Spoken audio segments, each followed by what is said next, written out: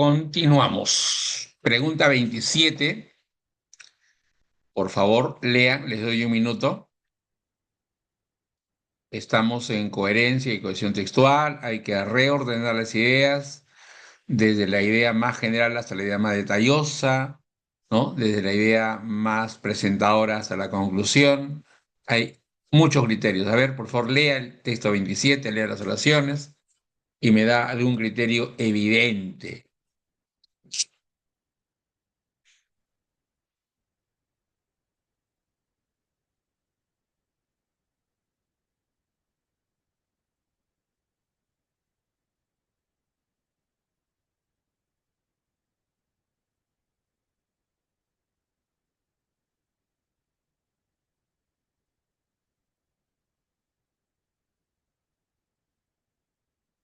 ¿Listo? A ver, vamos a poner el tema. Yo pondría, si lees todo, ahora lo vamos a verificar, hablan de las consecuencias de la diversificación de las investigaciones, ¿sí? Las consecuencias de la diversificación en las investigaciones lógico-matemáticas. Si usted le puso ese tema, la primera debe ser la uno y en el modelo, en la forma de introducción, de introducción. Pero, si usted no se hubiera dado cuenta de eso, debió darse cuenta de esto.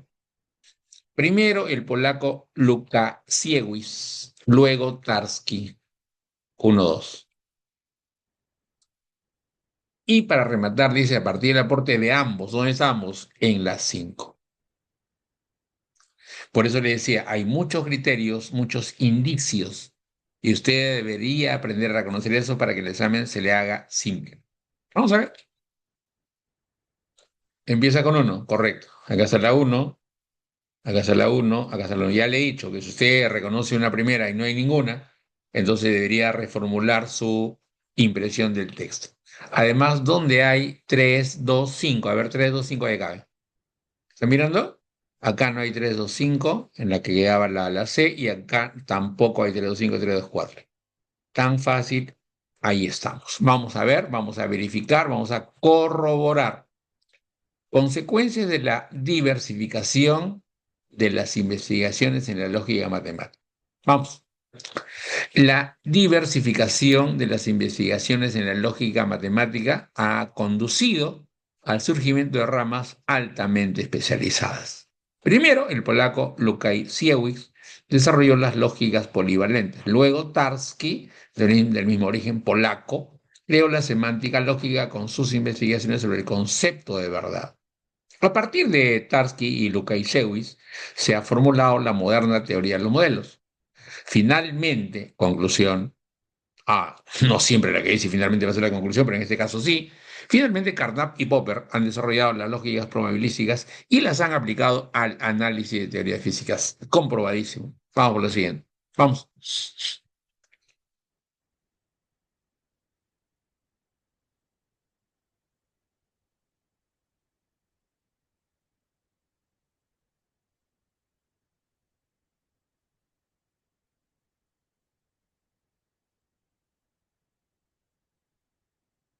Vamos. Listo.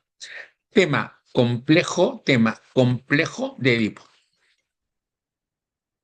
Si el tema lo percibió complejo de Edipo, la 5 debe ser la introducción. Primera. Profe, yo me di cuenta de otra cosa. ¿Qué te dice cuenta? Profesor, la 4 es la última, porque eso es una conclusión, correcto, la 4 es la última. Ya tengo dos indicios, no me voy a poner a desarrollar todas, pues, ¿no? Ahora vamos a ver. Primero la 5 y al final la 4. A ver, primero la 5, acá está y acá está. Al final la 4 está en la B y está en la D. ¿Es cierto? Ya estamos. Si es que tiene alma para ordenar así como está, lo hace. Si no, tendrá que probar ambas alternativas y confiar en su oído, pues. Pero a mí me parece que después de definir el complejo de Edipo, debió estar decir que este se desarrolla entre 3 y 5 años. Debió ser 5-2. Y tengo la impresión de que es esta. Profe, y si tengo la impresión, ¿no está seguro? Lo voy a asegurar cuando lea. A ver, vamos a ver. El complejo de Edipo. El complejo de Edipo es la inclinación erótica del niño hacia la madre. El complejo de Edipo se desarrolla entre los 3 y los 5 años. Luego llega a su punto culminante en la fase fálica y declina en el periodo de latencia con la aparición del superyo. Su presencia, del complejo de Edipo, justificaría la aparición de inclinaciones eróticas hacia el sexo opuesto. Pero es preciso superarlo para conseguir una sexualidad y personalidad normal. Bien hecho. Vamos. Inclusión de información. La indicación de la universidad es elija la opción que al insertarse en el espacio en blanco complete mejor la información del texto. Ya está. Leo todo y acá hay que tener en cuenta dos cosas. Uno, la coherencia. ¿Qué es la coherencia? Que todo el texto es una unidad. Pero también debería tener en cuenta usted la cohesión. ¿Qué es la cohesión? La interrelación entre las ideas. Uno con dos, uno con tres, uno con cuatro, uno con cinco, todas están interrelacionadas. Entonces, hay dos formas de percibir la que falta. O lo coge por el lado de la totalidad o relación con la anterior y la posterior, que es otro camino, pero vale, dice. Y ahí tiene que poner el tema, pues. Los ríos han tenido siempre una gran importancia para el hombre. Espacio en blanco. En estas regiones, los pueblos tuvieron que unirse para aprovechar mejor las aguas fluviales. En la actualidad, los ríos constituyen una fuente de energía explotada en estaciones hidroeléctricas. Presentan los ríos, a su vez, un gran interés económico al constituir importantes vías de comunicación. Me parece que el tema es la importancia de los ríos, ¿cierto? Ahora mire esto, ¿ah? Esta pasaría a ser la introducción. Los ríos han tenido siempre gran importancia, lo dice en estas regiones. Si dice en estas regiones, quiere decir que en las dos deben haber regiones que están bañadas por los ríos, por donde llegan los ríos, por donde pasan los ríos. ¿De acuerdo? Esta de acá, las dos debe hablar de regiones. Ah, y regiones no implica pues necesariamente suelo, tierrita, ¿no? Vamos a ver. A ver, ¿dónde estarán regiones? ¿En qué idea, en qué alternativa hay regiones? Me parece que en la A, cuando dice que desemboca en un río, desemboca en el lago, en el mar. Y luego la otra dice, en estas regiones, alrededor de lagos o mares, los pueblos tuvieron que unirse para aprovechar mejor sus aguas, las aguas fluviales, por donde desemboca el mar. Así, así. No hay otra que hable de regiones. A ver, vamos a leer con la A. Vamos. Importancia de los ríos. Los ríos han tenido siempre una gran importancia para el hombre. Los ríos son una corriente de agua que desemboca en otra o en un lago o el mar. En estas regiones, río, lago, mar, los pueblos tuvieron que unirse para aprovechar mejor las aguas fluviales. En la actualidad, los ríos constituyen una fuente de energía explotada en estaciones hidroeléctricas. Presentan los ríos, a su vez, un gran interés económico al constituir importantes vías de comunicación. Vamos. La 30.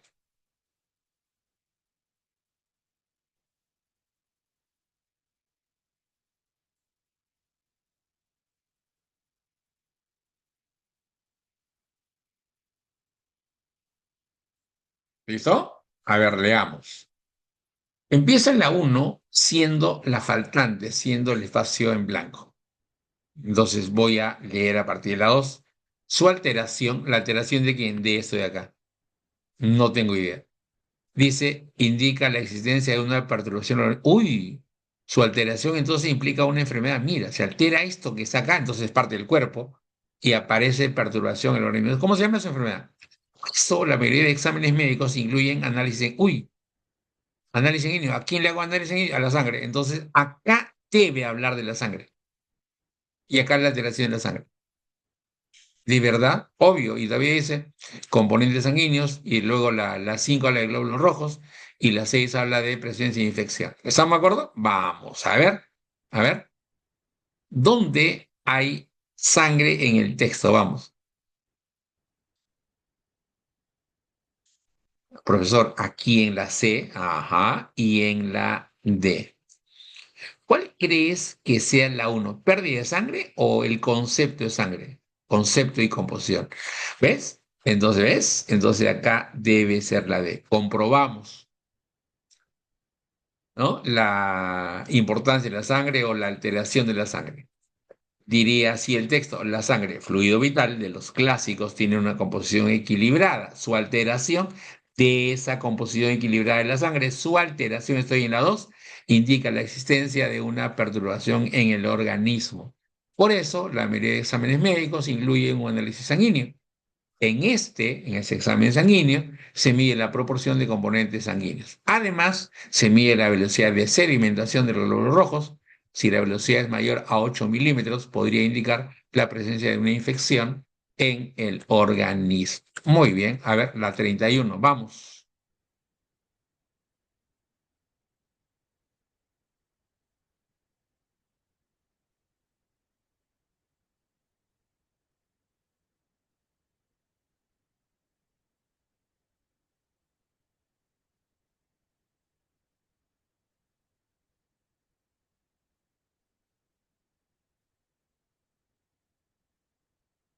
Estamos.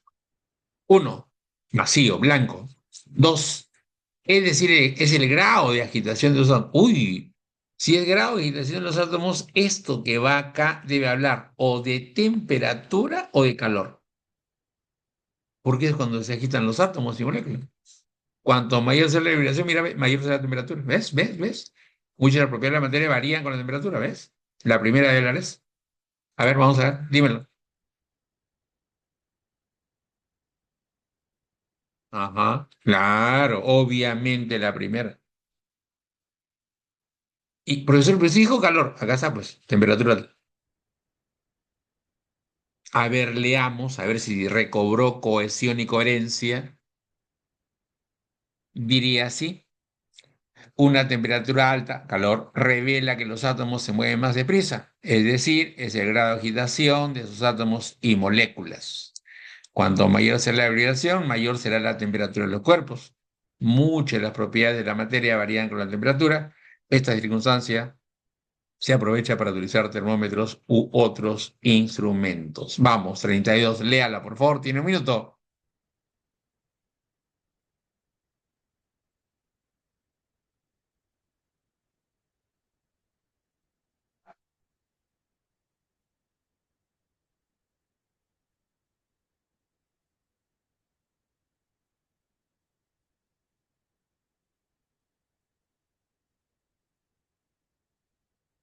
¿Listo?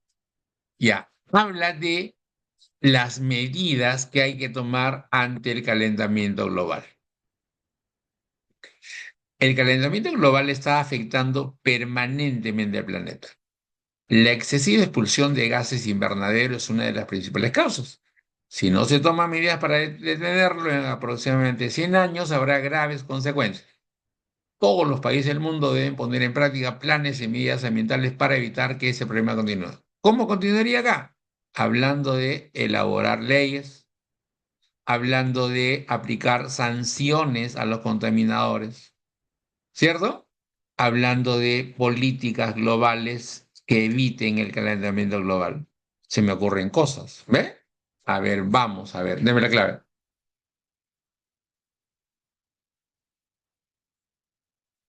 Claro, claro que sí, la tercera. O sea, para parar, para frenar ese calentamiento global producto del efecto invernadero, se podrían crear leyes contra la emisión excesiva de gases invernadero. Excelente. Vamos, textos. Analicemos, leamos, ¿sí? E ingresemos. Vamos. Texto uno, por favor, léanlo. Es un párrafo del libro El universo en una cajera de nuez de Stephen Hawking, físico inglés que corrigió la teoría de la relatividad de Einstein. Vamos.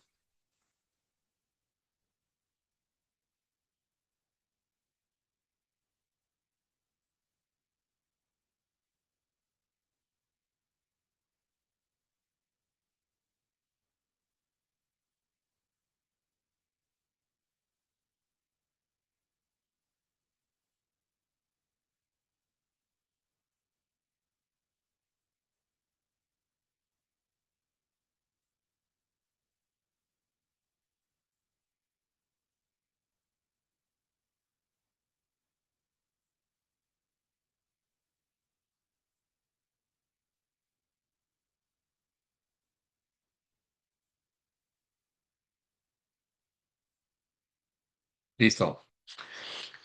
Si usted tiene preparación, formación en aptitud verbal, en razonamiento verbal, creo que ya debe ser capacitado de que con una leída entendió todo el texto. Pero los que estamos en proceso, podríamos valernos de una herramienta llamada análisis. Leo, después de haber leído todo y no haber comprendido cabalmente el texto, leo, ¿no es cierto? Parándome en los signos de puntuación, subrayando y diciendo que entendí. Si usted mira la primera parte, se supone que ya le ha leído todo, el universo estático habría podido existir siempre o podría haber sido creado hace cierto tiempo. Sin embargo, las galaxias se están separando y eso significa que en el pasado deberían haber estado más juntas. Entonces aquí dice que hay un universo estático, podría haber habido, pero al toque lo rebate y dice, si eso, las galaxias están separando, es la evidencia.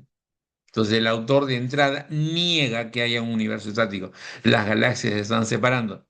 Y si están separando, eso quiere decir que antes pudieron haber estado juntos. Pero la primera partecita dice que no hay universo estático porque las galaxias se están separando. Segunda partecita. Hace unos 15.000 años deberían haber estado una sobre otra y la densidad debería haber sido elevada. O sea que hace 15.000 millones de años las galaxias han debido estar juntas.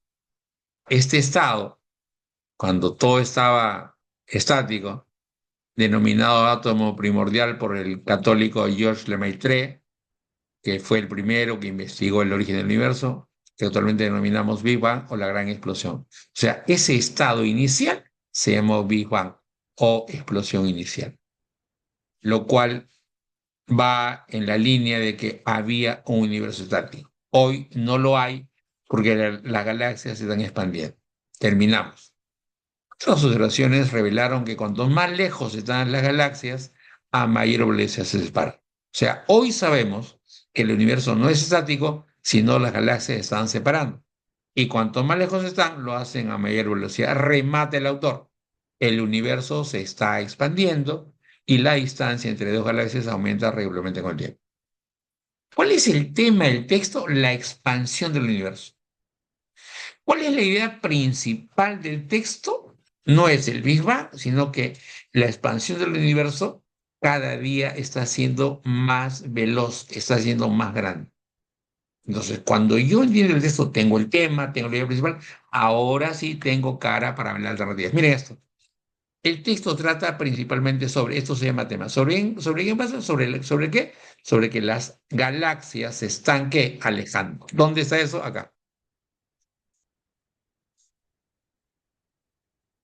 Si usted consigue entender estos textos que en la uni son cortos, ¿no? Puede anticipar una respuesta. Mire, ya está.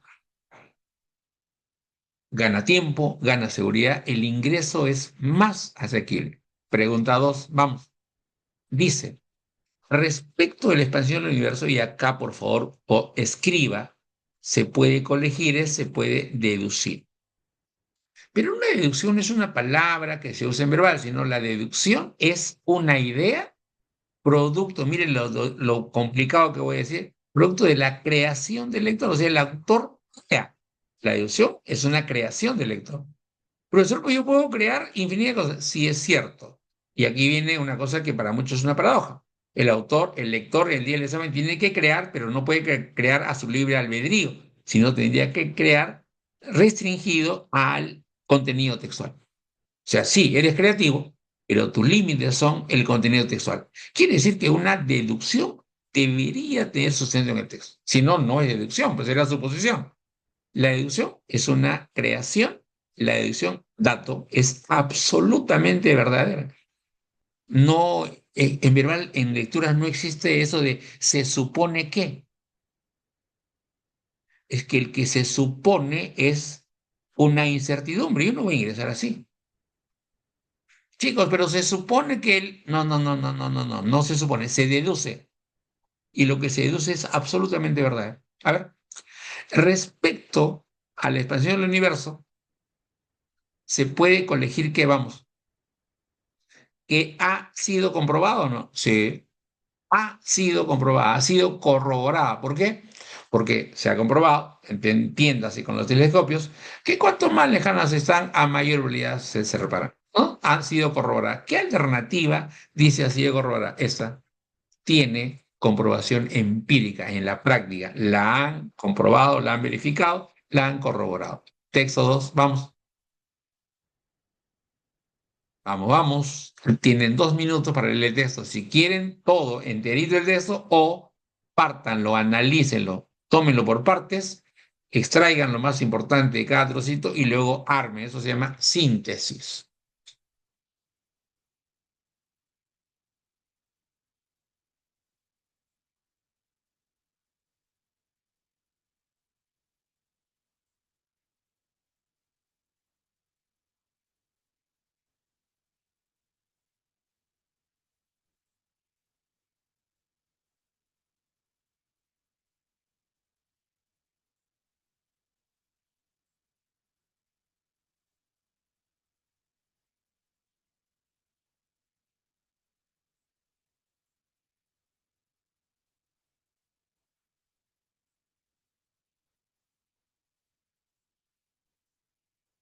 ¿Listo? A ver, analicemos. Una idea, ¿sí? Otra idea. Por favor, todos los puntos no indican separación de ideas, pero vamos a ponerlo así. Otra. Ya, a ver. En la primera parte dice que en la física teórica, sobre las bases de las leyes generales, ¿sí? Se puede deducir leyes particulares que todos deben obedecer. O sea, de las leyes generales, yo extraigo leyes particulares y que todo mecanismo debe obedecer. Y acá hay una cosa importante. Sin embargo, el conector, sin embargo, indica oposición, que dice que esta parte de acá se va a oponer en la primera. En la primera dice que todo mecanismo debe obedecer a las leyes particulares. Y ahí dice, sin embargo, en la historia de la ciencia, ha sucedido que el investigador tropezara primero con un péndulo real, a tropezar, o sea, el mecanismo no obedece a la ley. ¿Eh? Ha sucedido que el investigador tropezara, tuviera dificultad, primero con un péndulo real, antes de comenzar a reflexionar sobre sus leyes. O sea, ya, entonces, el mecanismo péndulo no le está haciendo caso a la ley particular.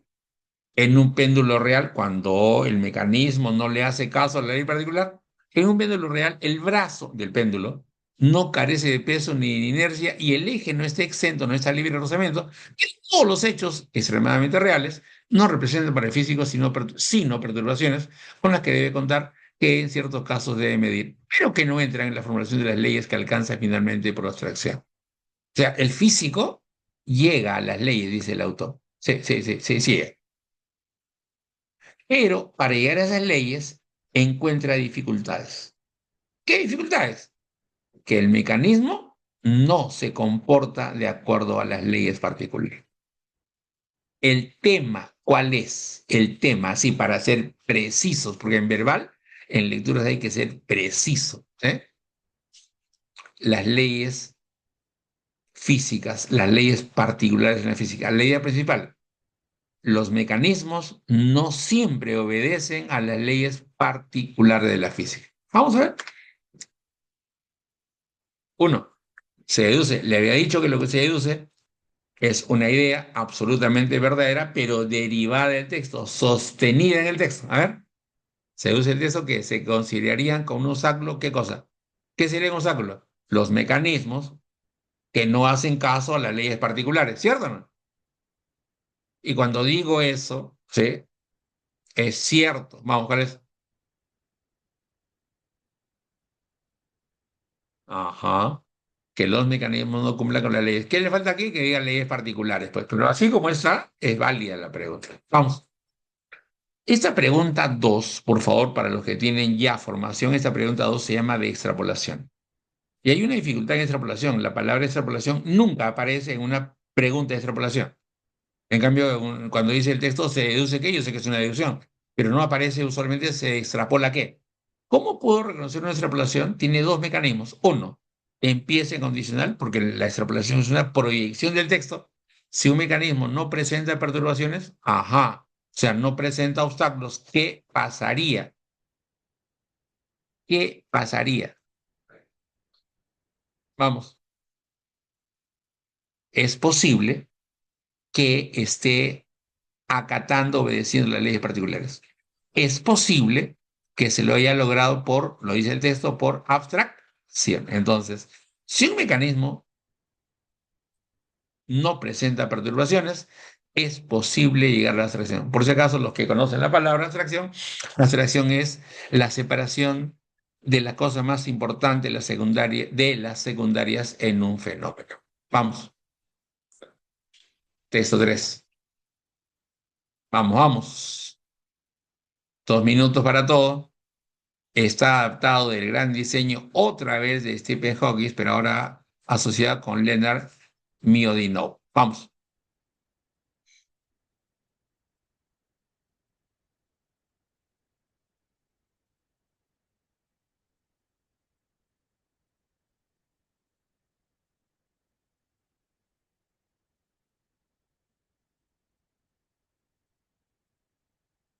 2 minutos.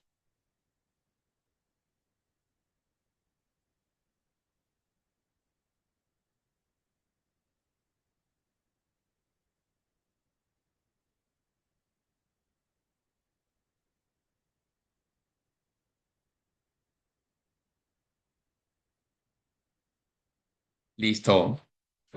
Los que entendieron, paciencia. Los que están más o menos, a ver, escuchen. Otra vez hasta acá. Punto y aparte. Perdón, punto y seguido. Punto y seguido, punto y seguido, punto y seguido. Profesor, pero todos los puntos y seguidos no implican separación de ideas. No, pues. No, pues. No, no es cierto. Usted tiene criterio para saber hasta dónde un punto y seguido representa una idea. Vamos a ver acá. Pero acá habla, por si acaso, el texto, no habla de Platón, ¿ah? A pesar de que está mencionado aquí. Por eso es que a mí no me gusta eso cuando dice, el tema es de quién se habla en el texto, es la de 80.000 cosas. Lo que debería pasar es que el alumno se dé cuenta cuál es el elemento esencial, el concepto sobre el cual gira el texto. Y a mí me parece que este texto no gira sobre los filósofos, sobre el Platón, sino sobre el realismo. ¿El realismo, profesor? Claro, pero tendrías que leer todo, pues. En la primera parte dice que los filósofos han discutido acerca de la naturaleza de la realidad. ¿Cierto? Los filósofos han discutido acerca de qué? De la naturaleza de la realidad. La ciencia clásica está basada en la creencia de que existe un mundo real externo, ¿ves? Realismo, cuyas propiedades son definidas e independientes del observador que las percibe según la ciencia, son percibidas por el espectador. Entonces, aquí lo que dice es que según la ciencia clásica existe un mundo real externo. Luego, según la ciencia clásica, ciertos objetos existen y tienen propiedades físicas como velocidad y masa con valores definidos. Realismo. En esta visión realista, las teorías son intentos de describir dichos objetos y sus propiedades y nuestras medidas y percepciones corresponden con ellos. Esas teorías son realistas. En otras palabras, si vemos una manada de cebras compitiendo en una plaza, es porque realmente hay una manada de cebras compitiendo en una plaza. O sea, lo que ves, todo está bien definido e intenta describirlo. Todos los otros observadores que miraran medirían las mismas propiedades y la manada tendría aquellas propiedades. Hubiera o no alguien que las observara. En filosofía, conclusión, esta creencia se denomina realismo. Entonces, el realismo, ¿qué postula? Que existe un mundo real externo que es independiente del observador. Se acabó el texto. Vamos a ver. El tema del texto, ¿cuál es? Vamos. Te la dije, vamos. ¿Ves? Realismo filosófico. Anticipa, sigamos. De acuerdo con lo expuesto por el autor, señale una idea incompatible. Anota. La idea incompatible, lo reitero, no es la idea que no está en el texto, es la idea que contradice el texto. Se opone al texto. ¿Sí? Por ejemplo, ¿qué sería una contradicción? Que a los filósofos nunca les ha interesado la naturaleza de la realidad. Falso, contradice el texto. Que, la, que las cebras no pertenecen a la realidad. Sería falso para el texto. ¿Cuál es falso aquí? Vamos. Ajá, la cuarta, la realidad depende de los observadores. No, porque dice que la realidad es independiente de quien la observe, de quien la perciba. Excelente. Vamos, antonimia contextual. ¿Qué es antonimia contextual? Dice, en la universidad dice, elija la opción que al sustituir la palabra subrayada permite expresar el significado opuesto a la oración. El público alentó de los a los jugadores. Hay una cosa que se llaman prefijos privativos. Si el público alentó, voy a pensar en una opuesta, lo contrario de alentó sería ¿cuál? Desalentó. Y ya tengo respuesta. Profesor, pero ¿y si no aparece? Entonces buscaré la clave, pero esto de desalentó es una respuesta. No es lo mismo respuesta que clave. La respuesta se le ocurre al que da el examen, al examinado, y la clave depende del que hizo el examen. Pero el alumno tiene la libertad de proponer respuestas y con ella llega la clave. Y se lo demuestra en matemática, pasa eso. Nosotros un problema de matemática y le sale 5 y la clave es 3 más 2. Se plantea de otra manera. Pero usted tiene una respuesta antes de ver la alternativa. No, que verbal es cualquier cosa la clave. No es cierto. No es cierto. Vamos a ver acá. ¿Cuál es desalentó? Vamos. Desanimó. Y acá hay un dato. Elija la opción que al sustituir la palabra subrayar permite expresar el significado opuesto. A ver, el público alentó de sus asientos. Lo contrario, el público desanimó de sus asientos. Bestial. 37. La visitante fue rechazada por los lugareños de la comunidad. Lo contrario, fue alojada, fue aceptada o alojada. Deme la clave. Vamos. Acogida, fue recibida. Bien hecho. 38. Sus compañeros se sorprendían de su inocencia. Acá tienes un problema. Inocencia podría ser sin culpa, pero también inocencia podría ser sin malicia. Qué inocente, ¿esa cómo te van a vender? Pues una piedra, ¿qué tienes, oye? Su compañero sorprendido de su inocencia a ver, vamos a ponerla como ausencia de culpa. Lo contrario sería culpabilidad. Ahora vamos a ver culpabilidad, no hay. Eso quiere decir que la palabra inocencia presenta polisemia. Su compañero se sorprendió de su inocencia, lo contrario debe ser de astucia. Vamos a buscar astucia, vamos. Acá hay astucia, malísimo. ¿Ves? Vamos por la otra. Algunas sustancias alucinógenas son las que hacen que el ser humano altere la realidad, la perciba de otra manera. Normalmente los ignorantes le llamamos drogas, pero son sustancias alucinógenas. Algunas sustancias alucinógenas inhiben la capacidad reproductiva de las personas. ¿Qué es inhiben? Disminuyen. Disminuyen. Lo contrario, aumentan. Busquen. Ajá. Incrementan la capacidad reproductiva. Y ya está. Si la reemplaza, le da el sentido contrario al test. ¿Estamos ahí? Listo. Gracias. El día miércoles continuamos con la siguiente clase. Recuerde que nuestro ciclo continúa y termina el 14 de febrero. Muchas gracias.